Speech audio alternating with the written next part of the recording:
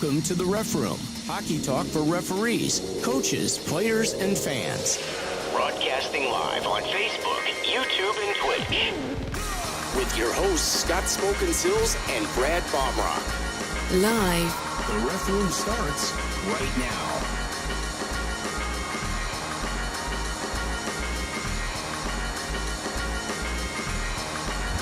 And now your host. All right, what's up, everybody? I am Scott Smokin Silz, joined by our referee-in-chief, Mr. Brad Baumruck. Brad was kind enough to remind me it's Monday, as he always likes to do, so I don't say something else. Hope you guys are doing well. How's your week going so far?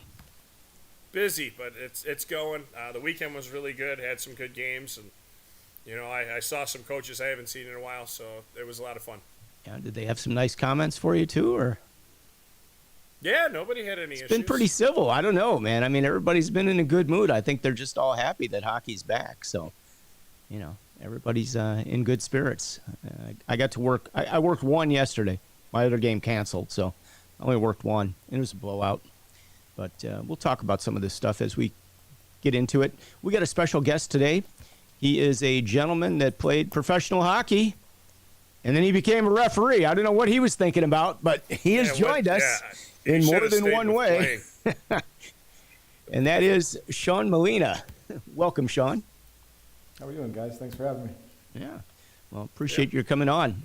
So, you know, Sean has been with us now. This is like his fifth season. He's another guy that, you know, started out doing men's league. You know, that's where we all start. And then we end up in the in the younger amateur hockey world. And Sean played at a very high level. I know he played East Coast, and I think IHL. Is that correct, Sean? A couple games in the American League. Small, yeah, a couple sip of tea. I didn't have the full cup of tea. I just had the sip of tea. Sip of tea. You got to the show. You got some sort of a contract, I'm sure, that you signed for those days. But anyway, Sean. I got to tell you, I met Sean probably like 4 years ago, I think. Down at Fifth Third, I was supervising a game. It was a state playoff game, and I think he was a level 1 or level 2 that was on a U18 game. And I'm like, okay, this should be interesting. Let me go see what we're working with here. Went out there, saw him flying down the ice. I was like, okay, he can skate. He's good.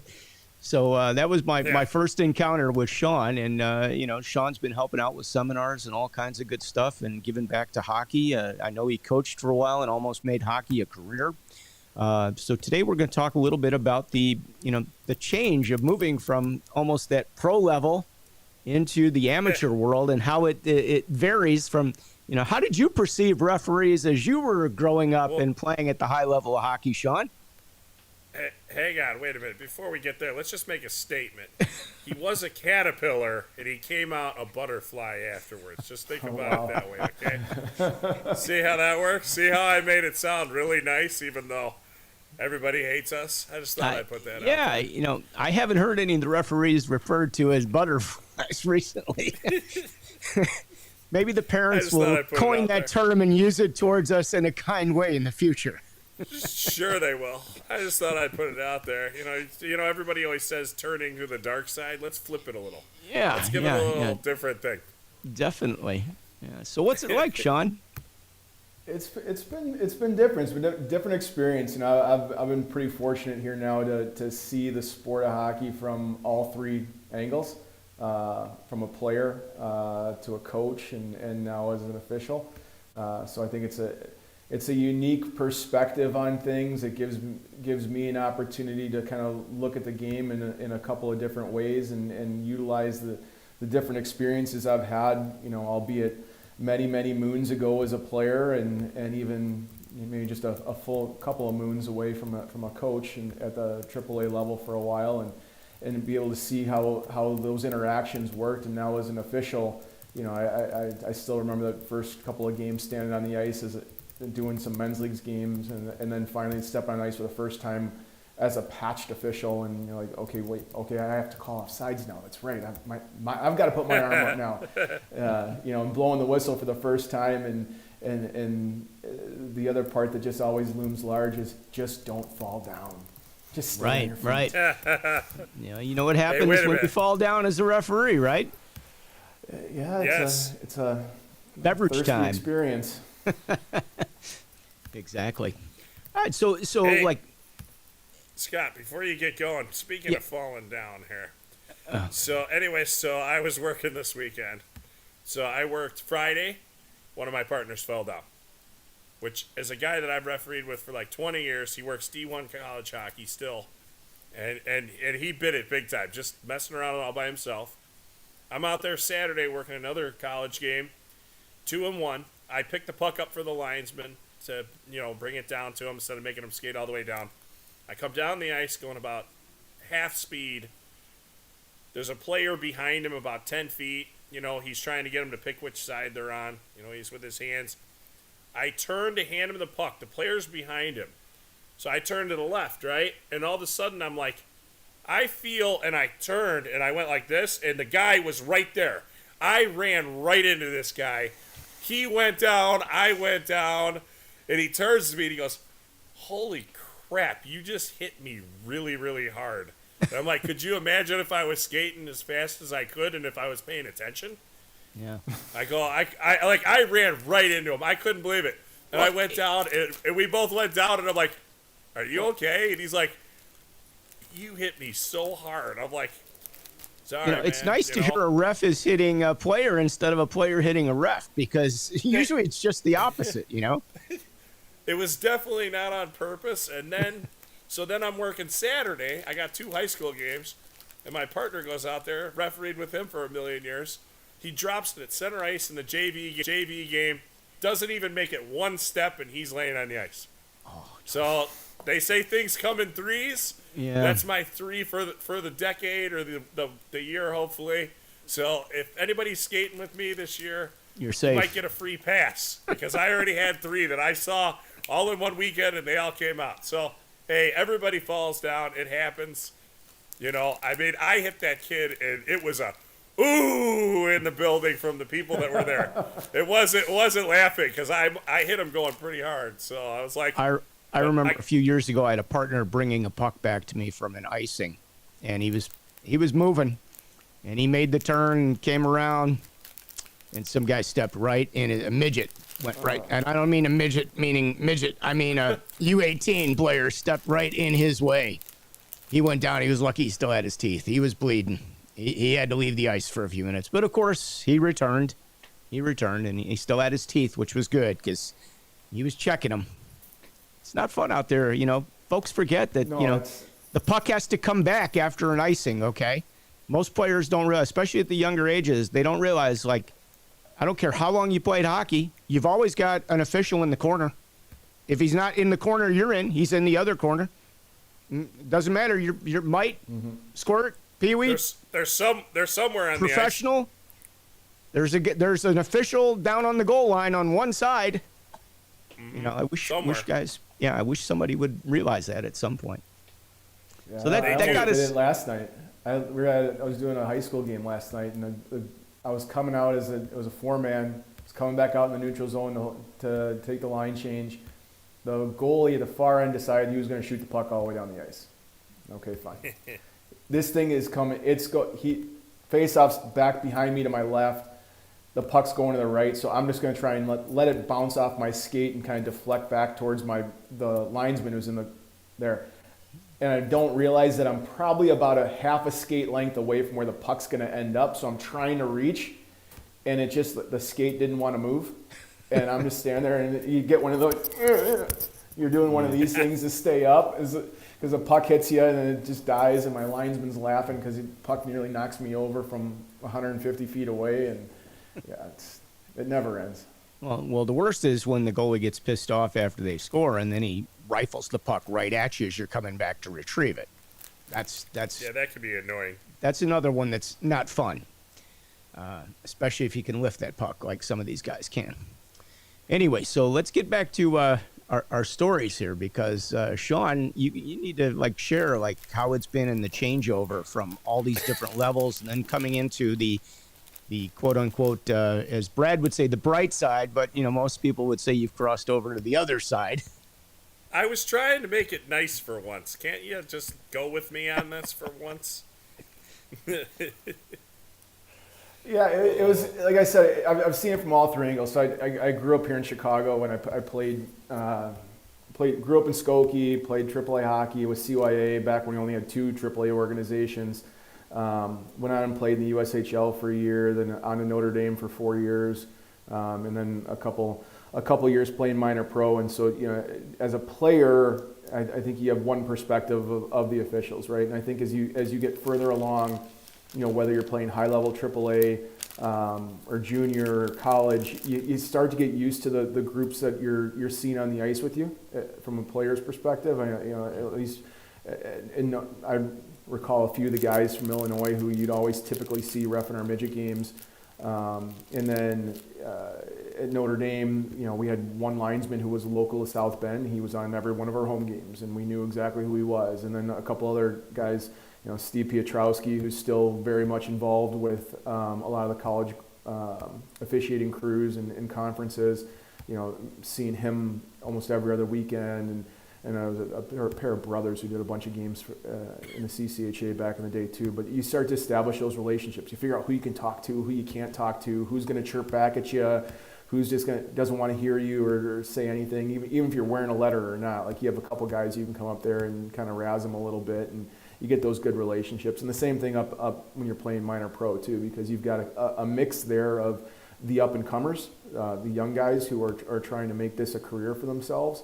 And obviously working through the ranks, and then you've got the guys who, Joe Ernst, who's still part of the ECHL officiating crew, I believe. Some of those guys, and who you develop pretty good relationships with, because you see them more often. They'll tell you in your ear what you can get away with, what you can't get away with. So that's one aspect of it. And then obviously coming back as a coach. In the early 2000s, coaching back at CYA for a while and seeing the officials there. And from a coach's perspective, obviously the coaches and refs never get along. And so you got to do that for 5 years and just see how that side lived, and trying to take a player's perspective to coaching, and then you see the officiating side of it. And now, I took a while off from the game and stepped away for a while and got situated professionally and with a family and everything. And then, 2018 comes calling, looking for something to do. Hey, let's go ref. I'm playing men's league hockey. Let's go ref some of those games. What else am I going to do at 10:30 at night on a Wednesday? Why not? Yeah. Did that, and it wasn't too long of doing a couple of those games. Eric Arrigo, who was scheduling at the time, was like, "Go get your patch. Just go do it." I'm like, I'm not the spring chicken I used to be. Do I really want to do mites and squirts? How's that going to work? It's like, don't worry about that. Just go to your seminar and go do it. So I finally bit the bullet, went to my level 1 seminar at Hoffman Estates. I sit in the room. I walk in the room at 8 o'clock in the morning, and Carl Sassolino's leading the seminar. And you've got all 50 people in there, all the young kids and their parents and everything, and then do the introduction. And they're like, "Okay, parents, you can leave." I'm still sitting in the room. One of I think it was 3 people over the age of 21 who were sitting in the room, and everyone's kind of looking at me. Why haven't you left yet? Hey, Dad, get out of here. Yeah. that was your way out. Yeah. Right? He offered you a chance to get out. Right then and there. Could have gotten out, spent the whole day there, and then we didn't get on the ice till almost 1:30 or whatever. I get on the ice and I'm doing a couple drills, and I forget who one of the instructors was, comes up and after about half hour, "Who are you? Why are you here?" I'm like, "I'm getting my patch. What do you want me to do?" You actually look like you can skate. I'm like, "Oh, I played for a little while. Okay, fine." And then the last drill we did, and this was like obviously pre-COVID and everything, right? And so it was kind of a modification of probably the level 4 skating test, and just a little relay with a bunch of 14, 15, 16-year-old kids. And I get up and go, and I remember Carl was up in the balcony with George Sakala, and then I get off the ice. And Carl walks up to me, grabs me as I'm walking back in the room, and he goes, "Who the hell are you?" Just in his usual Carl voice. I'm like, I tell him a little bit. He goes, "Come and see me afterwards." I see him afterwards, and good conversation. Couple conversations later, a couple emails later. Next thing, I'm talking to Jameson Groner about joining the ADP program, and Yep. Then it just all spiraled from there and went really, really quick, where got a lot of opportunity to jump on some things pretty quick, probably a lot of availability, so that helped. But then, seeing it from an official's perspective, a completely different view of it, right? I mean, it's one thing to sit there and play the game and know where you're supposed to be doing things, but then looking at it from a management perspective and not just, okay, what am I supposed to do with the puck? Well, guess what? I don't care what happens with the puck right now. I want to see what happens with these guys, and kind of going through that whole side of it. It's been a whole new experience, but I've been pretty thankful to be able to leverage some of the not only expertise of the fellow officials, you guys who have been great to me and really welcoming me into that family, and as well as just the experiences I've had, right? I mean, it's in anything you do, whether it be with hockey, officiating, work, whatever, you get any sort of experience and you can leverage that and take it into account. I think it's immensely beneficial and makes your job a lot easier in the long run. Well, speaking of, as an official now, do you have a different perspective of the game from the officiating side versus the coach and player side? For sure. I mean, you that, understand, please. you for sure see things from a whole different perspective, right? Because you see it from two different sides. It's no longer, what can I get away with? You know what everyone's trying to get away with, but then you also understand, like, okay, what's the tone of the game? What's the temperature of the game? Where do we want to go with this? What am I really looking out for? Where do I want this to go? And an appreciation for how fast it is and the number of decisions that officials need to make in a given day, right? I think you, from a player's perspective, you're making a handful of decisions every minute and a half for 30 to 45 seconds on each one of your shifts.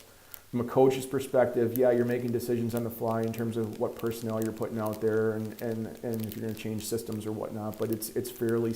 You're looking at it from one side only. From an official standpoint, every second you're out there making a decision, whether it's your positioning, whether it's what's going on in the game, whether it's, where you're going to go with this, how you're going to approach a coach, how you're going to make a split-second decision, and did that kid stick his leg out, did he not? Did that kid fall because he stepped on the stick, or did that kid fall because the kid put his stick in his skates? All those different little aspects of it, but then, like I said, having seen it from all different angles, you can now play that into your decision-making process so that when it comes time to make that decision, you've got that to kind of fall back on. And then when you have to explain yourself, you've got a basis to explain it too. But just it's the sheer number of fast decisions that need to be made over the course of whether it be a 45-minute game to a 60-minute game if you're doing 20-minute period college and junior stuff. It's all those things that play into it. Well, if you could tell the coaches one thing, having been a coach, having been a player, and now as a referee, what would you share with the coaches that the coaches should know that they really don't know about the referees? I would tell them we understand your frustration, but at the same token, understand how much we're doing here, and it's not that we're out to get you by any way, shape, or form. 99.9% of the time, we don't care about the outcome. Sure enough, there's an odd lot a guy who cares what happens in a game, but ultimately, there's going to be situations where the people and know the parties involved, and they might think you've got a bias one way or the other, but you really don't, right? I mean, it's at least from where I sit, and I'm sure you guys sit as well. For me now, I look at it and say, listen, I'm giving back to the game in a different way. I love the game. The game was awesome to me and afforded me a whole bunch of opportunity, whether as a player, life lesson, etc. And so, this is just my way of contributing back again. And I'm not out to screw anyone. I'm out to help better the game and make it a better game for the next generation. And listen, in the role that I'm in, there's certain boundaries that I need to work within that are prescribed by the various governing bodies, and that's what I'm going to do, and that's what I'm here to do. And if you want to change it, there's ways for you to express your opinions to try and change it, but yelling at me is not going to help anything. Are you sure? I'm pretty sure. I'm from the theory that they think they can win in that instant second. I mean, the good thing that you pointed out is, from a player's perspective and a coach's perspective, that we feel your frustration. And, the one thing is, too, officials, nobody ever realizes this. We're more frustrated when we know we did something wrong. Oh. I mean, I think that's way worse than any time I ever played where I let up a goal. I know when I was playing, one went right off my foot into our net. You know, like I'm trying to clear it out and it hit me in the foot and it went in and I felt horrible. Like, but I feel way worse when I'm reffing and I miss something, or you know, a team scores because, oh my God, I'm pretty sure that was offsides. Then you get the film later and they were offsides, but then when you look at it, there's like 3 guys standing in your way. I mean, could you have seen it? Maybe. Could I have been in a bit different spot? That's what we think about, you know, but in reality, in that second, in that time, yeah, we messed it up. And it's actually kind of amazing that we don't mess up more during games because it does move so fast and there's so many changing variables. I mean, it's the only sport that they change on the fly. Right. Like, while they're playing, they're physically getting on and off the ice. I mean, there's guys in penalty boxes that you got to worry about coming in at different times. And there's a tremendous amount of stuff to do. And it is really shocking at how much you have to do and how hard it is to keep it all straight. So I agree with you 100%. We do feel the frustration. We wish we were always 100% perfect, but, you know, the way we always say it, if players were perfect, nobody'd ever score a goal either. So I don't know what to say. Exactly. There's a lot going on out there, that's for sure. And I don't think people realize how much is going on until they actually come take a seminar, and even more than that, jump on the ice and try to do your first game. It is a overwhelming task that you can't believe you got yourself into. Like, whoa, I didn't realize there was this much to do here, okay? And this much going. I don't get, even if you do your first game or two, just the pregame stuff that you do with setting the nets, the score sheet, checking the surface, all that. And that's like nothing like that. That takes a minute now. But go do that your first day or two and see how you feel about that. It's a lot. There's a lot happening. I have to count the players that are moving how?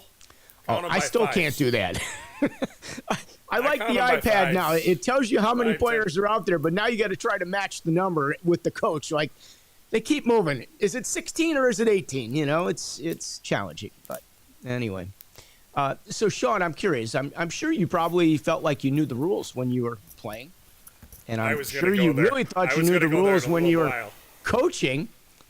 But now that you're a referee, do you think you knew as much as you knew, or you should have known, or thought you knew? I probably should have known a lot more, right? I wouldn't say I'm like the Bill Belichick of knowing the rule book, like he seems to know everything. I think it's the small little things, right? Just it's the little nuanced things, and that's something that I find somewhat amazing here, even in an area where we're not in a non-rule change year, right? I mean, in a rule change year, I can understand coaches and players having some confusion with it, but from our perspective as officials, obviously that's drilled into us hardcore during the preseason in rule change years. But even these non-rule change years, where you're a year or two removed from it. I mean, right? Even we talk about like the checking rules and the lead with your stick and playing the puck and that type of thing. I mean, you still see coaches like, what are you talking about that? Or if you do any college stuff, right? If you do local ACHA work for Northern Illinois or DePaul or whomever, and not knowing hybrid icing and not knowing that they've got to pick a spot on where the puck drop is, and no hand passes. What do you mean I can't hand pass? Yeah, I can. I did it last year. Yeah, that was midget. You don't do that here anymore. It's college rules. Really? Like, I was explaining to a goalie on Friday night why we waved an icing off, and he's like, "Well, why'd you wave that off?" Because you stepped out of the crease. Well, I always do that. Well, then you're never going to have icing called against your team. So you might want to worry about that. Or even I did a U15 game 3 weeks. It was the first game of the year that I did. It was a AAA U15 game. Or an 08 game, maybe. The age levels are all screwed up now. They use numbers and not names. Yeah. For me, I'm too old to be able to do that, I guess. I had a kid who, in a scrum, grabbed his opponent's face mask and pushed it up, right? So face mask, 5 in game, right? And I knew the coach from the other team. It was a team out of Detroit, and I actually played in college against him, so we were kind of reminiscing a little bit. And I told him what went on and then why his kid got 5 in a game. He's like, "Oh, is that a new rule?" No, it's been there for a while, bud. Really, I've never heard that. And we really had like 3 other people come up to us because we're over at Mount Prospect. And so you're walking kind of through the little mini lobby they have to the closet that we get dressed in, and ask him, why did he get thrown out? Why did he get the major? Well, it's this. Oh, that has to be a new rule. No, it's not. So it's, it's kind of surprising from that end, which, it's, you talk about all the time about how people trying to understand the rules and what they need to focus on. And just, I think it's just, to answer your questions, guys, it's those little nuanced ones that you don't often see, but as officials, you see it a lot more frequently because you're doing so many more games, right? And inevitably you have those weird situations on things or, well, there's a lot of stuff you only see once or twice in your career, probably, if you think about it, because there are some weird situations that happen. Those are the ones that all appear in the test questions, basically. Always, right? Yeah. Always. Yeah. So it's that's one of the things that I think the referees have been really great about. That over my 10 years of doing this, they all love to share some of this knowledge and stuff in the ref room, and that's kind of how this show came about, because we do like to talk hockey, and there are situations that get discussed, and it's, you want to know the right ruling to make at the time. I mean, you don't want to put somebody down or in a situation where they were entitled to something and you're denying that. I mean, that that you're ruining the game at that point for them, and it's not fair. So I think it's really important that we all know the rules and how to apply them properly. A lot of it's just judgment. Brad, you know this better than I do. I mean, maybe you can talk about that a little bit. What about the judgment area and the gray? Yeah, part? Absolutely. There's. Yeah, the game is very, very well written in black and white. It really is. But if you were to take out the rule book is only about this thick. The situation manual is like this thick, and they used to be 2 actual different books. And they used to only give us the rule book, and then you would have to buy the situation manual, which never really made sense to me. But a while ago, a long time ago now, they actually put them together so that you have them as easy reference. And when we first got them, it was the rule book in the front and the situations in the back. Now they've actually put it to where you have the rule and then they have the situations right afterwards. So you can flip back and forth a little easier. Go ahead. Yeah, I thought they gave the coaches the skinny book, and they gave us the thick book, and the coaches could never understand where we came up with all this stuff because they never looked at the PDF or downloaded it or bought the case book. But yeah, I thought they always got the little skinny book with the the 40 rules in them. They don't get anything. They have to buy it. Oh, okay. So so there used to be a lot of coaches that used to take a referee seminar. Because a lot of the times, like here, our referee seminar back then was, I don't know, let's say it was $30, but you got a rule book, right? So it ended up being like almost the same price, if not cheaper, to take the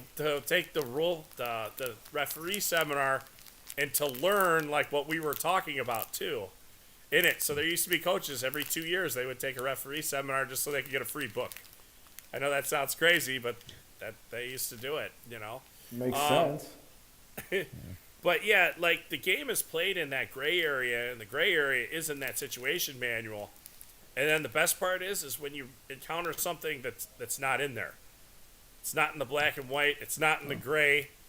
And it's like, well, now what? Well, here's what I'll always tell everybody, and this is where it lives, and I'll die before I stop saying this. It comes down to common sense at that point. Make the best judgment you can to make it the fairest for both teams and to keep it the safest. If that's what you've done in your opinion, I think everybody could call up and say, hey, that was wrong, and you're going to go, I did the best thing for the game. I think you actually won in that point, even if you didn't do it right. That's my thing. And then the other thing is, too, some of the game is actually written in those little manuals. The basic, intermediate, and advanced.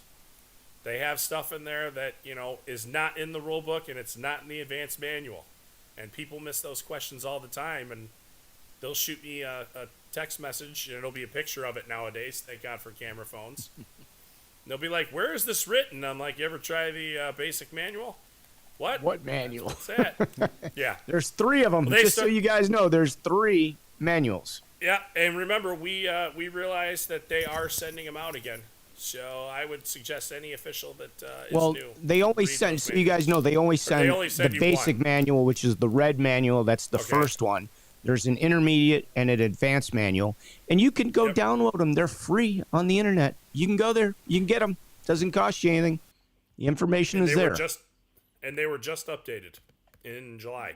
I know Oh, you and me looked see, this I didn't up. even. I should probably re-download them now then, because now it probably says his/her instead of he.